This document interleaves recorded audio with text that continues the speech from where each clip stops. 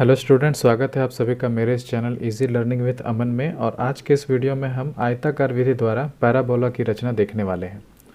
तो आपके स्क्रीन पर जो क्वेश्चन नज़र आ रहा है उसमें कुछ इस प्रकार का इन्फॉर्मेशन दिया हुआ है कि एक आयताकार विधि द्वारा एक परवलय यानी कि पैराबोला की रचना कीजिए जिसका आधार 80 मिलीमीटर तथा ऊंचाई 30 मिलीमीटर है। ठीक है, तो ध्यान रखिएगा कि जब भी एक पैराबोला का क्वेश्चन दिया रहता है तो उसमें आपको पैराबोला का आधार यानी कि बेस यानी कि उसकी ओवरऑल चौड़ाई दी हुई रहती है और ऊंचाई जो है उसकी 30 मिलीमीटर होती है। तो क्या होता है ऊंचाई, क्या होता है आधार, वो आपको पता चल जाएगा जब आपका ये पैराबोला कंप्लीट हो जाएगा। ठीक है, तो अब जैसा कि क्वेश्चन में देख ही पा रहे हैं कि आयताकार विधि द्वारा हमें बनाना है, तो इसका मतलब एक आयत की रचना तो यहाँ पर करनी होगी और जो आयत के डायमेंशंस होंगे वो वही डायमेंशन होंगे जो हमें क्वेश्चन में दे रखा है, that is 80 millimetre and 30 millimetre. तो चलिए देखते हैं कि किस प्रकार से हम इसकी रचना कर पाते हैं। सबसे पहले कंस्ट्रक्शन का नियम यही है कि जो हमारे पास दिया हुआ है गिवन जो डेटा है सबसे पहले उसी को ड्रॉ करना चाहिए।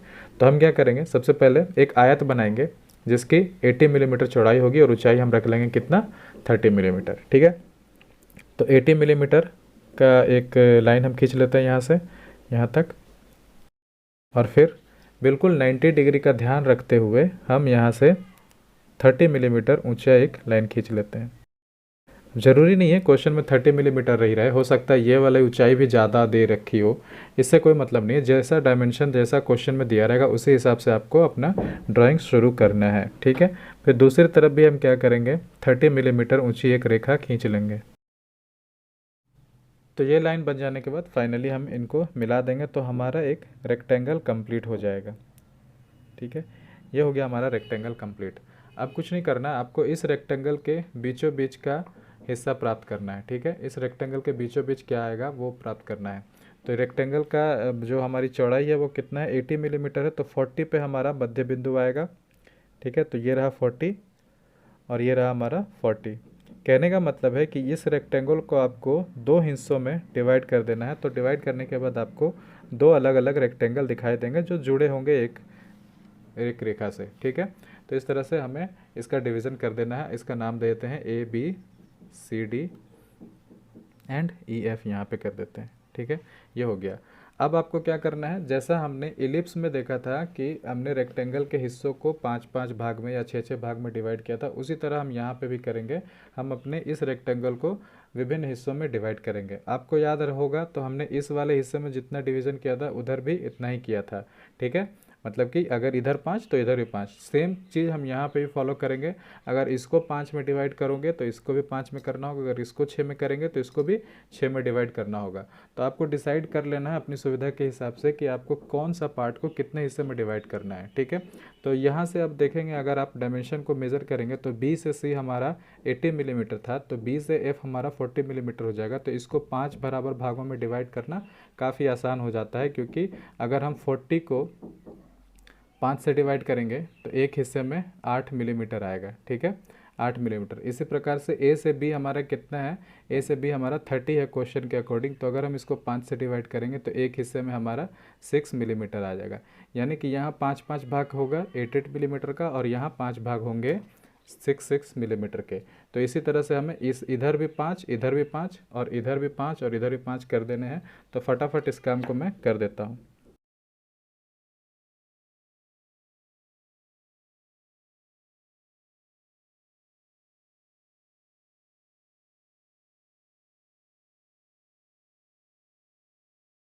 यहाँ पर सारे डिवीज़न हो गए हैं, इधर 5, इधर 5, इधर 5 और इधर 5। एक इधर 6-6 मिलीमीटर का भाग 5 भाग, इधर 6-6 मिलीमीटर का 5 भाग, इधर 8 और इधर 8 मिलीमीटर के 5 और 5 भाग। ठीक है, इसके बाद आपको नंबरिंग करना है।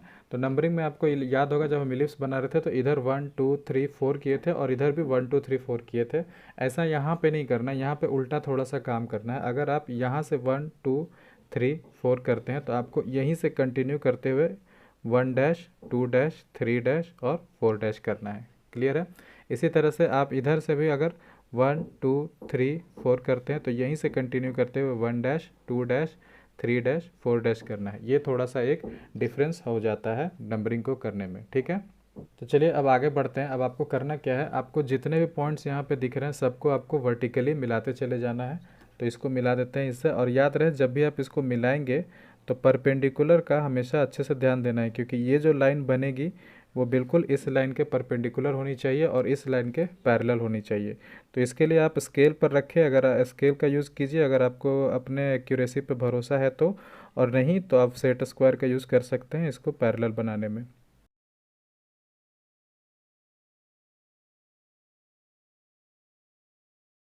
तो ये सारे पॉइंट्स को मिला दिए हमने। अब क्या करना है, यहाँ जो आपको एफ पॉइंट नज़र आ रहा है, इस एफ से 1 2 3 और 4 को मिलाना है। इसी तरह से यहाँ पे भी 1 2 3 और 4 को मिला देना है। तो इसको भी जल्दी जल्दी कर लेते हैं, इसके बाद हमारा पैराबोला ऑलमोस्ट कंप्लीट हो जाएगा।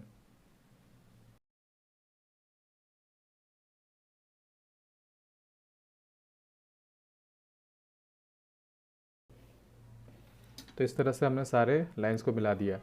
ध्यान रखें, ये जितना भी काम हमने किया है ये सारा काम लाइट पेंसिल से होना चाहिए, हल्के पेंसिल से होना चाहिए, क्योंकि ये हमारा आंसर नहीं, हमारा आंसर जो होगा वो पैराबोला होगा। क्लियर है? तो पैराबोला बनाने के लिए हमें पॉइंट्स की ज़रूरत होगी। तो पॉइंट्स कहाँ से मिलेंगे? एक से निकलने वाली रेखा ये है जो एफ को मिल रही है, और 1 से निकलने वाली रेखा ये है, ये दोनों इस पॉइंट पर मिलती है, यानी कि ये हमारा पहला पॉइंट होगा P1। ठीक है? और 2 से निकलने वाली रेखा ये है और 2 से निकलने वाली रेखा ये है, ये हमारा पॉइंट P2। ठीक है?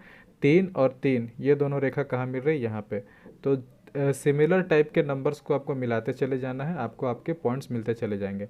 1 और 1 का पॉइंट ये, 2 और 2 का पॉइंट ये, 3 और 3 का ये, 4 और 4 का पॉइंट ये रहेगा। ठीक है?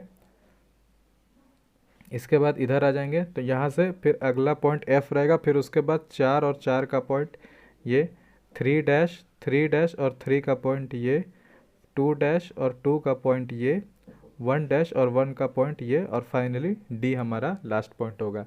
फिर इसको क्या करेंगे, हम फ्री हैंड मिलाते चले जाएंगे। तो चलिए इसको मिला देते हैं।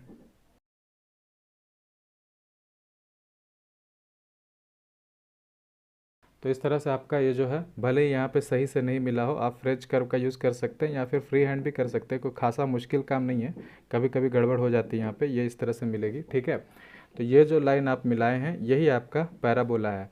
अब देखो पैराबोला जो है यहाँ से यहाँ तक इसकी चौड़ाई है, तो ये चौड़ाई कितना है? 80 मिलीमीटर है। और इसकी ऊंचाई यहाँ से यहाँ तक नाप लीजिए, या से यहाँ तक नाप लीजिए, इसकी ऊंचाई होगी 30 मिलीमीटर। तो यही क्वेश्चन में दे रखता है, जब भी आपको आयताकार विधि से या फिर किसी और विधि से पैराबोला बनाने को कहा जाए, तो पैराबोला में आधार आपको दिया रहेगा और उसकी ऊंचाई दी रहेगी। आधार को चौड़ाई भी बोल सकता है क्वेश्चन में, या फिर आधार भी बोलकर काम चलाया जा सकता है। ठीक है? तो इस तरह से आपका पैराबोला यहाँ पे कंप्लीट होता है आयताकार विधि द्वारा। तो रिवीजन के लिए इस वीडियो को ज़रूर देखिए, और मुझे उम्मीद है कि ये वीडियो अगर आपको अच्छा लगा होगा तो वीडियो को लाइक ज़रूर करना, शेयर ज़रूर करना, और चैनल को सब्सक्राइब कर लीजिए। मिलते हैं अगले वीडियो में, तब तक के लिए टेक केयर।